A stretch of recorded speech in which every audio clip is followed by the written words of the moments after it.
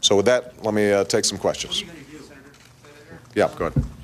Why the change of tone from yesterday when you spoke to us on the tarmac yesterday? You didn't have this sense of anger. Yeah, outrage. I'll be honest with you, because I hadn't seen it yet. And that was the difference. Yes. You heard the reports about the aide's comment? I had not. I had not seen the transcript. What I had heard was that he had given a performance. And I thought at the time that it would be sufficient simply to reiterate what I had said in Philadelphia.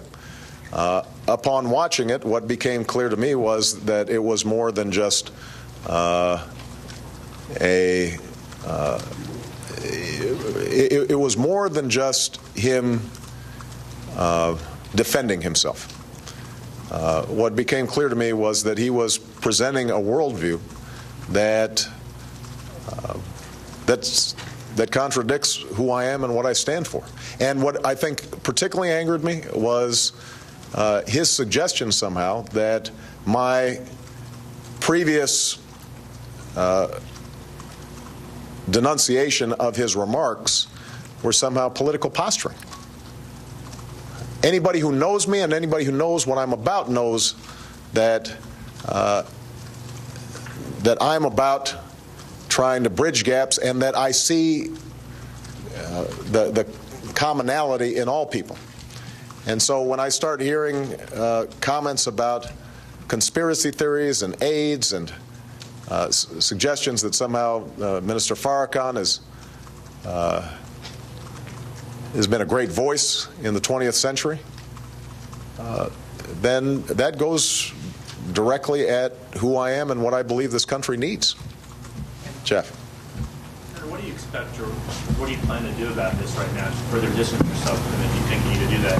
And what does this say about your superdelegates who are right now trying to decide which Democratic nominee is better?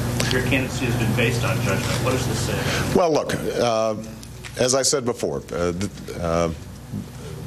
person I saw yesterday was not the person that I had come to know over 20 years. I understand that I think he was pained and angered from what had happened previously during the first stage of this controversy. I think he felt vilified and attacked, and I understand that he wanted to defend himself. I understand that he's gone through difficult times of late, and that he's leaving his ministry after many years, and so that may account for the change, but the insensitivity and the outrageousness of his statements and his performance in the question and answer period yesterday, I think shocked me. It surprised me. As I said before, this is an individual who's built a very fine church, and a church that is well respected throughout Chicago. During the course of me attending that church, I had not heard those kinds of statements being made or those kinds of views being promoted. And I did not vet my pastor before I decided to run for the presidency. I was a member of the church. So, I think what it says is that I have not, I did not run my pastor through the paces or review every one of the sermons that he had made over the last 30 years. But I don't think that anybody could attribute those ideas to me.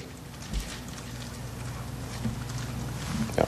What effect do you think this is going to have on your campaign? That's something that you guys will have to figure out, and obviously we've got elections in 4 or 5 days, so we'll find out, what impact it has. But ultimately, I think that the American people know that we have to do better than we're doing right now, I think that they believe in the ideas of this campaign. I think they are convinced that special interests have dominated Washington too long. I think they are convinced that we've got to get beyond some of the same political games that we've been playing. I think they believe that we need to speak honestly and truthfully about how we're going to solve issues like energy or health care. And I believe that this campaign has inspired a lot of people. And that's part of what, going back to what you asked, Mike, about why I feel so strongly about this today. After seeing Reverend Wright's performance, I felt as if there was a complete disregard for what the American people are going through, and the need for them to rally together to solve these problems. It now is the time for us not to get distracted. Now's the time for us to pull together. And that's what we've been doing in this campaign. And there was a sense that that did not matter to Reverend Wright. What mattered was him commanding center stage. You had a conversation with Reverend Wright? No. What's going to happen if these distractions continue? Well, I want to use this press conference to make people absolutely clear that obviously whatever relationship I had with Reverend Wright has changed as a consequence of this. I don't think that he showed much concern for me. More importantly, I don't think he showed much concern for what we are trying to do in this campaign and what we're trying to do for the American people and with the American people.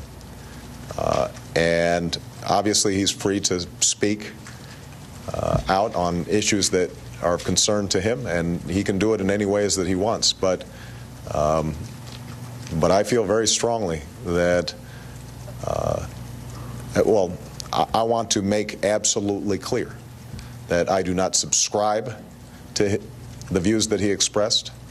I believe they are wrong. I think they are destructive. And to the extent that he continues to speak out, I do not expect those views to be attributed to me. I remember after the story, when the story was wrote, Kennedy Church, the current pastor, kind of defended Reverend Wright. I'm wondering, I don't know how this reacts to the latest, but I'm wondering if you continue standing on that or anything. Well,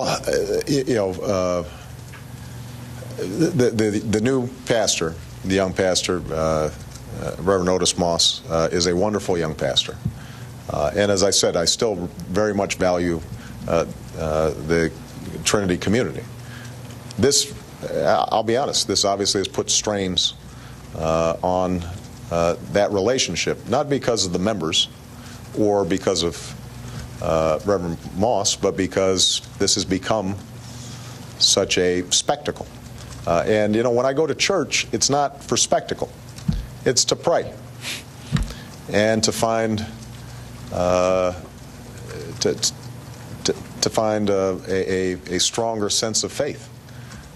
It's not to posture politically. It's not to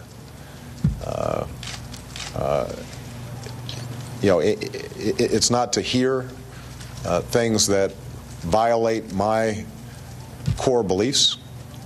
And so, and I certainly don't want to provide a distraction for those who are worshiping at Trinity. So as of this point, I'm a member of Trinity. I haven't had a discussion with Reverend Moss about it, so I can't tell you how he's reacting and how he's responding.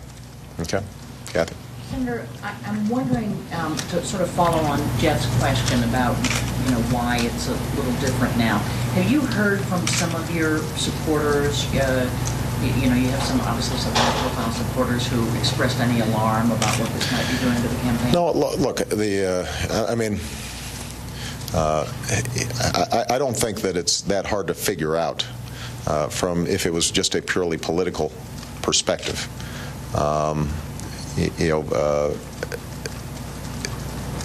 My reaction has more to do with what I want this campaign to be about and who I am. And I want to make certain that people understand who I am. In some ways,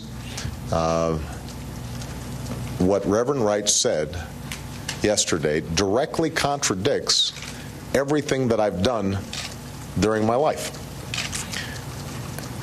It contradicts how I was raised and the setting in which I was raised. It contradicts my decisions to pursue a career of public service. It contradicts the issues that I've worked on politically. It contradicts what I've said in my books. It contradicts what I said in my convention speech in 2004. It contradicts my announcement. It contradicts everything that I've been saying on this campaign trail. And what I tried to do in Philadelphia was to provide a context and to lift up some of the contradictions and complexities of race in America, of which Reverend Wright is a part and we're all a part, and try to make something constructive out of it. But there wasn't anything constructive out of yesterday. All it was a bunch of rants that aren't grounded in truth. And I can't construct something positive out of that. I can understand it. People do all sorts of things. And as I said before, I continue to believe that Reverend Wright has been a leader in the South Side. I think that the church he built is outstanding. I think that he has preached in the past some wonderful sermons. He provided valuable contributions to my family. But at a certain point, if what somebody says contradicts what you believe so fundamentally, and then he questions whether or not you believe it in front of the National Press Club, then that's enough. That's a show of disrespect to me. It is also, I think, an insult to what we've been trying to do in this campaign. Yeah. So, did you discuss with your wife after having seen Reverend Wright performance, and what was her reaction? Yeah, no, she was similarly angry. Joe. Reverend Wright said that it was not an attack on him, but an attack on the black church. First of all, do you agree with that? And second of all, the strain of theology that he preached, black liberation theology. You explained something about the anger that feeds some of the sentiments in the church in Philadelphia. How important a strain is liberation theology in the black church? And why did you choose to attend the church that? Well, first of all,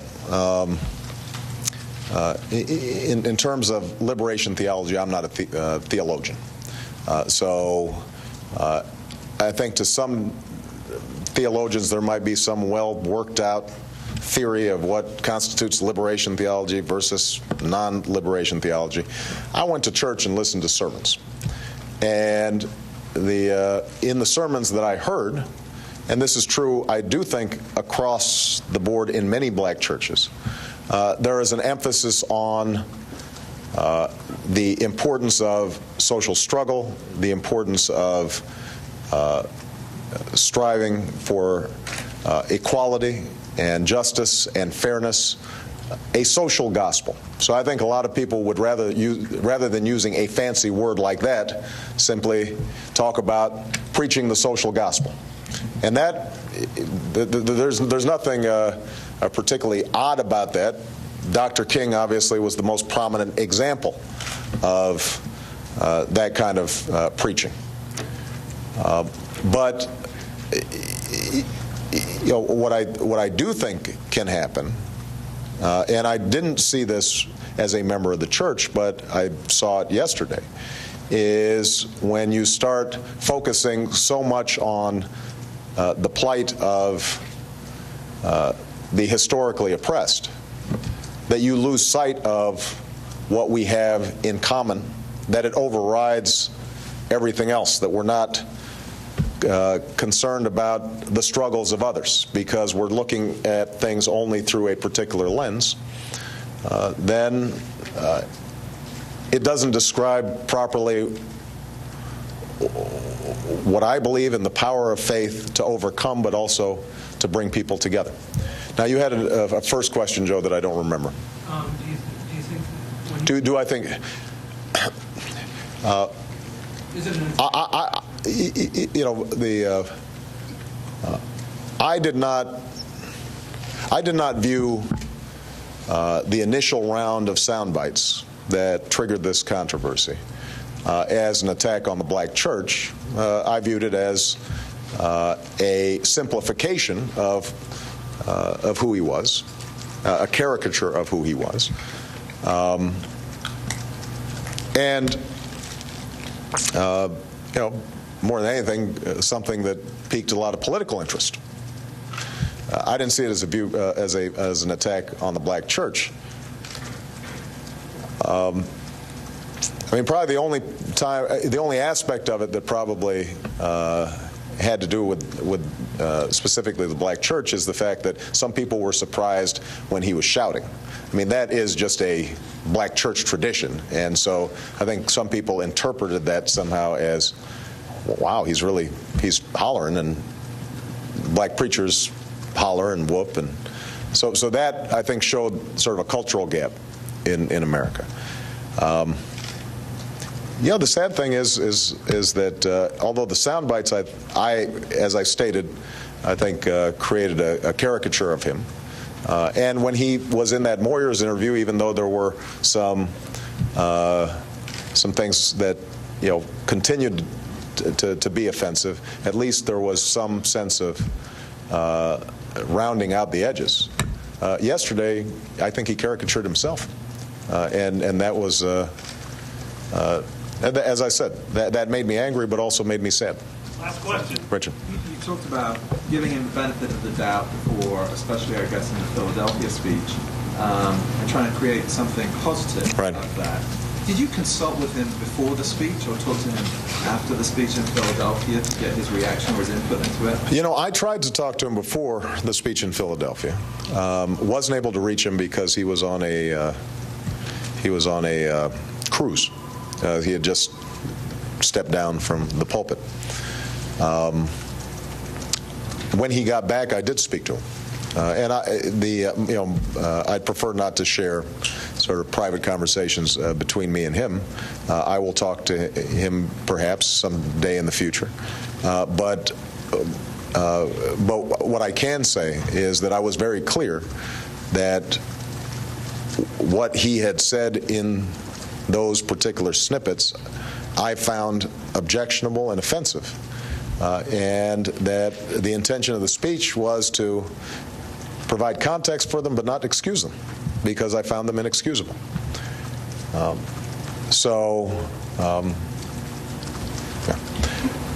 Yeah, go ahead. The other day on Sunday, you were asked whether to respond to Clyburn saying that Bill Clinton had possibly done irreparable damage in the black community. Mm-hmm. Is that you say you didn't believe in irreparable damage? Is this relationship with you and Wright irreparable damage? Can it be? There's been great damage.